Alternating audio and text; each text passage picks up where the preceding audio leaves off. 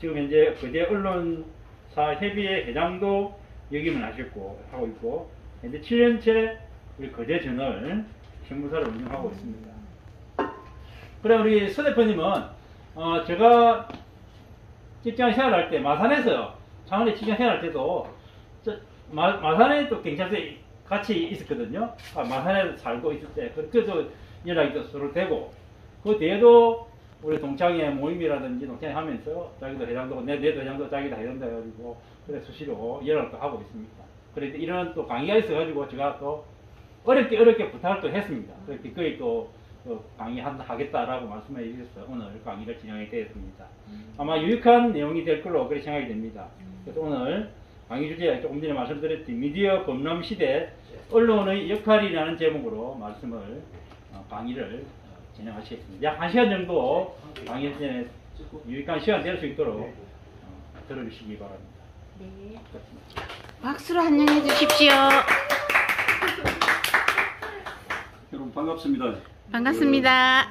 방금 소개받은 거제저널의 서영천 대표입니다.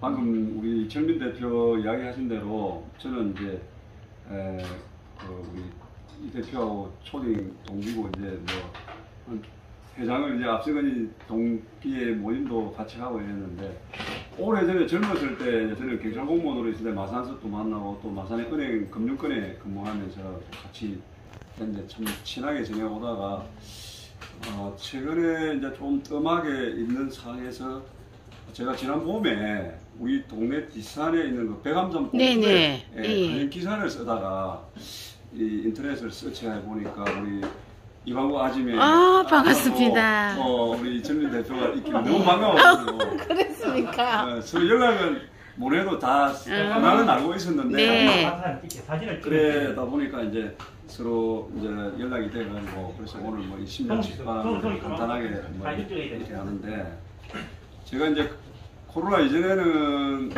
이 시청에나 시청이나 경찰서나 또 학교에 강의는 가끔씩 나갔습니다. 뭐 적게는 한 50명, 많게는 한 200명도 이렇게 강의도 하고 했는데 오늘처럼 이렇게 가까이에서 토크 행식을 하는 건 처음이라서 처음이에요. 쑥스럽습니다. 아니에요. 그동안에도 오랜 경륜이 있어 잘하실 것 같아요. 여기 보니까 오늘 또 마침 우리 지역의 유명한 인플루언서도 와 계시고 이방구 아침에도 와 계시고 약간 좀 떨리네요. 반갑습니다. 제가 이제 나름대로 이제 자료는 좀 준비하고 어제도 제가 네. 와봤거든요. 네네. 사전 답사까지요. 네. 와봤는데 지금 저는 전문 강사는 이제 아니다 보니까 다만 이제 이 현장에서 직접 지금 뛰고 있는 이제 언론인이다 보니까 우리 지금 한 돌아가는 이런 우리 주변 이야기들을 우리가 지금 제가 또 경험했던 이야기를 하면서 과연 우리가 이 미디어라는 좀 딱딱합니다. 주제가 좀 딱딱한데 미디어 범람 시대에 우리 언론이 어떤 역할을 해야 되는지에 대해서 한번 편하게 한번 이야기해보겠습니다. 그래서 지금 뭐 우리가 이제 요즘 이제 1인 미디어 전성 시대라고 하죠. 네.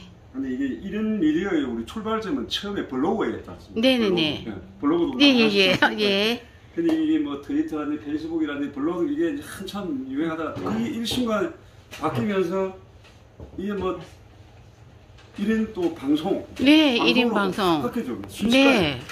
너무 빨리 바뀌어요. 네. 이게 요즘은 이제 이렇게 어떤 하나의 그 현상이 이렇게 바뀌는 그 시기가 네. 한 1년 주기 정도. 예측이 불가능할 정도로 빠른 것 아까 같아요. 제가 말씀했지만 만약에 코로나 이게 2년 전부터 없었다면 네. 이게 더 빨리 좀 번성했을 거라고 네네네. 보거든요. 그렇기 때문에 좀 지연된 그런 면도 있습니다. 예. 요즘 뭐 인터넷 방송이나 1인 미디어 못하면 좀 떨어지는 사람으로 취급받고 않습니까? 그죠? 저희는 좀 아날로그가 돼가지고. 아니죠. 이제 이게 1인 미디어의 가장 장점이라는 게 내가 어떤 컨텐츠를 선별해가지고 어떤 제약도 받지 않고 마음대로 이렇게 올릴 수 있고요. 그 다음에 또 한 가지 좋은 거는 그거를 쉽게 이제 공유할 수 있다는 거 아니에요. 그렇죠? 네네. 그런데 이게 어떤 이런 문화가 하나 가면 반드시 제약이 좀 따르는데 이게 특이하게 법률적 제약이 별로 없어요. 이게 법률 제약. 그거는 이제 뒤에 제가 나중에 법률 제약을 만들기 전에 벌써 침투 그렇죠. 들어왔잖아요. 이 현상이 빨리 발전하고 법률은 항상 우리가 따라가는 거거든요. 그런데 이거를 완전히 그냥 추월해가 가다 보니까 이게 지금 통제력을 잃고 있는 상황이거든요. 그래서 어쨌든 간에 그런 부분은 제가 좀 뒤에 있다가 이야기하고 1인 미디어가 이렇게 빨리 발달하는 것은 빠른 소통력 때문입니다. 그렇죠. 그렇죠. 이제 내가 만든 컨텐츠에 대해서 어떤 다른 사람이 어떤 생각을 할까 하는 것에 대해서 빠르게 내가 이제 전달받고 그렇게 하다 보니까 이게 굉장히 이제 이렇게 사람들의 다양한 그 취미라든지 이런 분야를 구분 없이 퍼져나갑니다. 패션, 뷰티, 게임, 영화, 스포츠. 그럼 뭐 어떤 관심 있는 거는 막 찾으면 다 나오죠. 마음만 먹으면 막 할 수 있는 그런 분야다 보니까 이게 이제 번창을 한다고 보면 되겠습니다. 근데 이제 이걸 받쳐주는 근본적인 이제 일종의 플랫폼이 있어야 되겠다니까. 그게 바로 이제 우리가 이제 세계에서 어떤가는 제일 인터넷이 인터넷 이용률이고 그다음 또 하나 있습니다. 인터넷하고 스마트폰이죠. 스마트폰 맞아요. 네. 우리나라 지금 국민들 인터넷 이용률이 86%, 86%거든요. 86%고 그러면 뭐 거의 10명 중에 뭐 9명이 그죠. 인터넷 한다고 봐야 되거든요. 세계 1위죠. 그렇죠. 네. 뭐 당연히 세계 1위. 그다음에 또 우리 스마트폰 같은 거는 10명 중에 9명이 가지고 있습니다. 이 스마트폰을. 그러다 보니까 뭐 이거는 뭐 이게 이 스마트폰을 이용해가지고 인터넷에 접속하고 또 모바일을 이용해 하는 이런 그 정보를 그 취득하는 게 99%입니다. 네. 그럼 그만큼 이제 우리가 세계 인터넷 강국이라는 이것이 이제 1인 미디어가 번창하게 된 일종의 구조적인 발판이죠, 그죠? 네. 그러다 보니까 이제 우리가 이게 1인 방송이 이제 폭발적인 인기를 얻고 또 이게 아주 막 번창을 하고 있는 그런 상황인데 1인 미디어가 공영 방송을 다 제꼈잖아요. 그렇죠. 지금 공영 방송에서 1인 미디어를 따라가고 있습니다. 맞아요. 네, 그렇게 하고 있습니다. 네. MBC의 그 무슨 프로그램 그건 내가 정확하게 모르겠는데 그 프로는 완전히 1인 미디어를 그대로 지금 하고 있습니다. 우리가 이제 그 중에서 이제 우리 1인 미디어를 가장 활발하게 이용하는 계층이 바로 10대 청소년들이죠. 10대 청소년들인데 우리 10대 청소년들이 개인 방송을 월 평균 43시간을 이용할 정도입니다. 또 기본적으로 생각해 보면 44시간이 별 생각이 안 하는데 그게 이틀 그게 엄청난 시간 아니에요. 예. 공부보다 훨씬 많이 한다는 거. 그러니까 이게 이제 이 청소년들이 이 미디어에 열광하는 또 이유가 있습니다. 이유가. 예. 이 사람들을 우리가 특별히 부르는 게 있죠. 이 10대들을. MZ세대. 아니요, 그것도 있고. 디지털 원주민이라고 그러죠. 맞아요, 맞아요. 그죠? 디지털 원주민입니다. 우리 어른들은 이 디지털에서 일종의 이방인입니다. 예, 이방인. 이방인인데, 우리 이 10대 청소년들에게는 이 디지털이 너무나 친숙합니다. 네. 뭐 그 책보다도 더 친숙한 게 이 디지털인데. 그러니까 이제 요즘 애들이 태어나자마자 뭐부터 찾습니까? 입으로는 엄마 책 찾고. 예, 손으로는 폰을 하고. 폰. 네. 그 폰을 엄마가 가지고 있어요. 젊은 엄마가 가지고. 엄마 폰. 그러니까 저들 먹으면서 폰을 뜬다.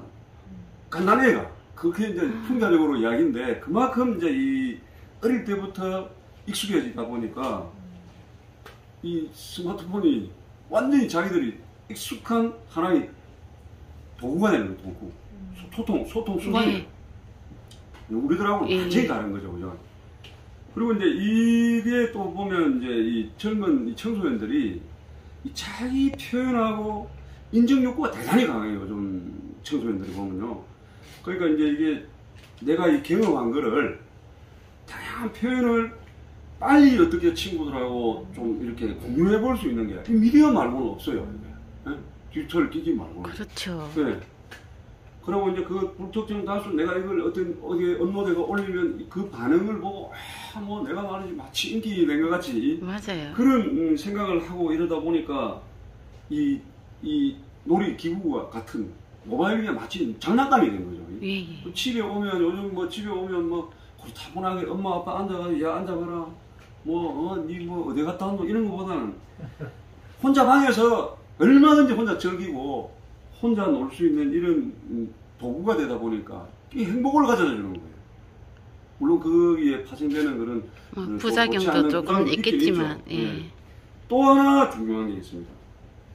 진짜 이건 중요한 겁니다. 특히 아까 이야기한 우리가 가장 많이 이용하는 미디어를 가장 많이 10대 청소년들에게는 진짜 중요한 겁니다. 뭡니까? 이 디지털 기기가 공짜입니다. 공짜. 공짜. 미디어가. 네. 미디어가 다루는 게 쉬워요. 네. 간편해요. 간편하고 공짜입니다. 물론 뭐 휴대폰 요금은 내는 거죠. 내는 거지만 그거 자체 하는 게 무료가 많습니다. 네. 이게 이제 애들은 보니까 돈도 없는 데다가 뭐 이런 특별한 기술을 익히고 이럴 수 있는 그런 상황이 아니지 않습니까? 그런데 돈이 들면 잘 안 하려고 그러죠. 우리 어른들도 마찬가지입니다. 근데 요보다 한 세대 앞에 요 블로그하고 이런 미디어가 발전하기 앞에 애들이 뭐입니까? 소액 결제. 엄마 아빠 폰과 대신해가지고 경찰서 막 불려옵니다. 네. 많이 보셨죠? 네, 뭐 엄청나게 불려옵니다. 그 집에 한두 집이 아닐 겁니다. 우리 애도 100만 원을 터뜨렸어요. 깜짝 놀랐어요. 아니 내가 볼 때는 앞으로 아주 참 유능한 제목이 됐어요. 아니 대학도 컴퓨터 공학과를 가더라고요. 요즘 이제 앱 하나면 손쉽게 여러 가지 이제 영상 효과를 조작하고 마음대로 하다 보니까 이게 무료라면 말입니다. 무료다 보니까 이제 이게 이 미디어를 소비하고 생산하는 이게 자동적으로 부담이 딱 없어지다 보니까 애들은 이걸 쉽게 접근해요. 쉬운 거죠, 그렇죠? 만약에 이걸 돈을 내고 접근한 게 어렵게 되면 당연히 안 하죠. 그런데 절대 이 애들이 가지고 있는 건 딱 그 부분입니다. 그 부분이 있다 보니까 이게 자기들이 이제 얼마든지 이게 이거 뭐 내가 누구라도 할 수 있겠다 하다 보니까 미디어는 당연히 이 디지털 원주민들의 몫이 되는 거예요.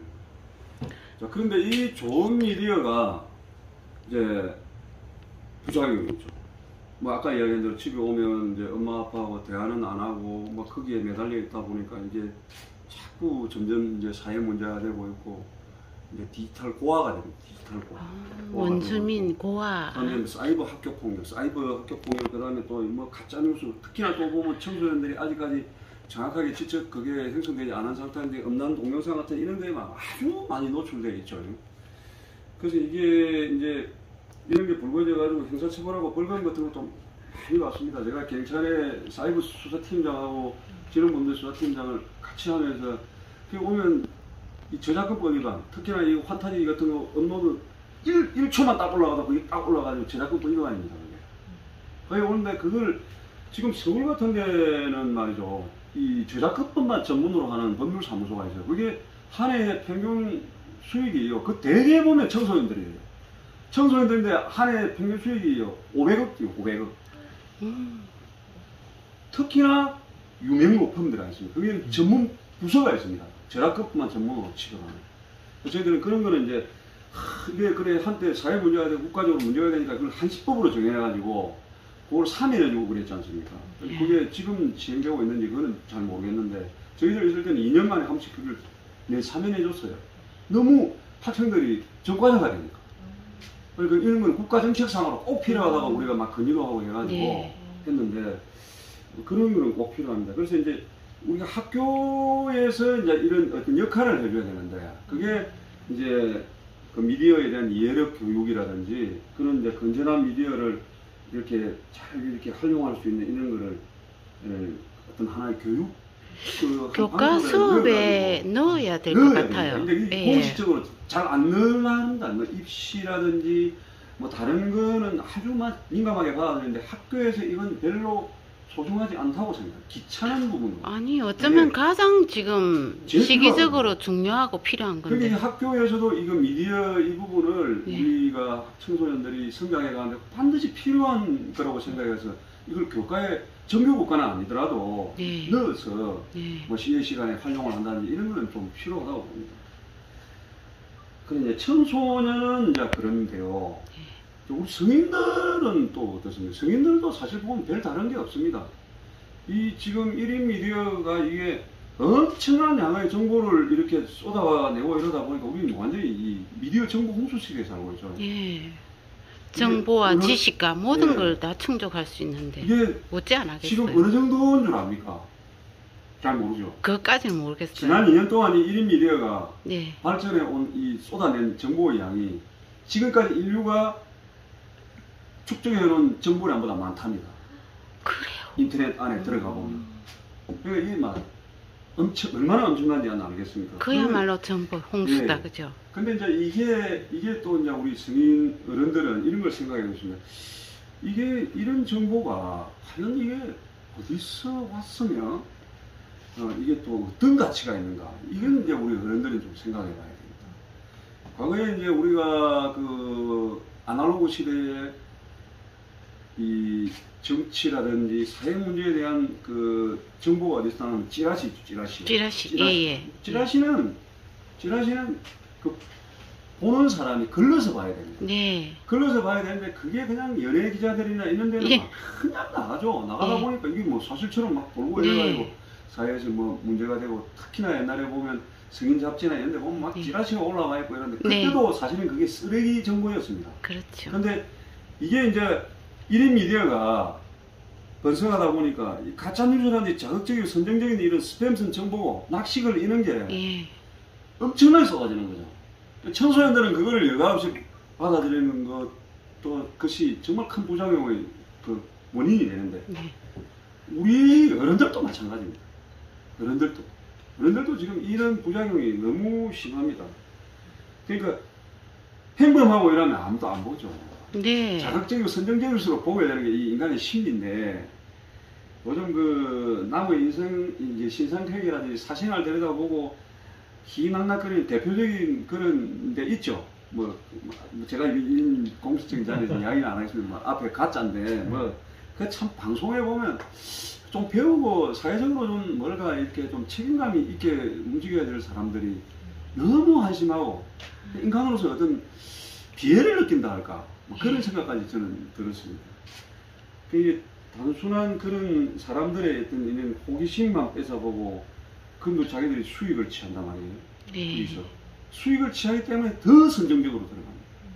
여기서 이제 우리가 참 우리 삶의 이게 가치보다는 이게 일종의 바이러스 같은 그런 존재가 되고 있는데 참 이런 거는 우리가 정말 이게 어른들이 정말 심각하게 한 고민을 해봐야 될 겁니다.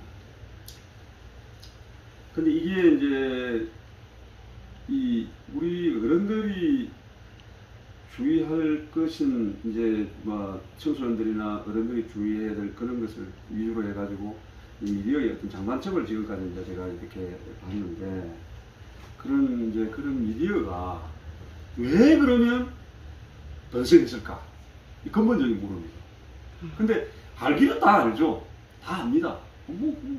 그러니까 뭐 기기도 발달하고 이러니까 된 거 아니에요. 근데 이걸 한번 제가 언론인 입장에서 네. 제가 한번 보겠습니다. 이 언론은 그게 이제 매체다 보니까 방송도 포함됩니다. 방송도 포함되는데 이게 이제 원천적으로 우리 1인 미디어의 등장은 인터넷이나 디지털 기업의 발전을 하고 같이 같이 결을 같이 해왔는데 이 기성 매체들이 제대로 메꾸어주지 못하는 독자들의 욕구의 한 부분을 미디어가 먹어버린 거예요. 잠식을 했죠, 그죠? 그렇죠. 네. 우리가 이제 그 일종의 완전한 욕구죠. 예. 욕구를 했는데 그런 이게 기존의 매체들이 저널리즘에 충실했다 해도 이거는 확진은 못했을 것 같습니다. 하나의 어떤 방향성 측면에서 좀 건전하게 나갔을 수도 있죠. 근데 이거는 제가 볼 때는 이게 일종의 인류의 진화 현상이기 때문에 네. 이걸 어떻게 통제를 하고 인위적으로 할 수는 없다고 봅니다, 제가. 맞아요. 근데 이게 이제 가장 큰 원인은 기성 매체들이 이제 사회적 공기로서의 이제 역할하고 책임을 방기했던 게 원인 중에 하나라고 봅니다. 저는. 예. 그게 가장 좋은 예가 그게 뭡니까? 2014년도 무슨 일이 있었습니까? 가장 우리 대한민국에서 가장 슬펐던 일이죠. 아, 그 사업 네. 세월호. 예.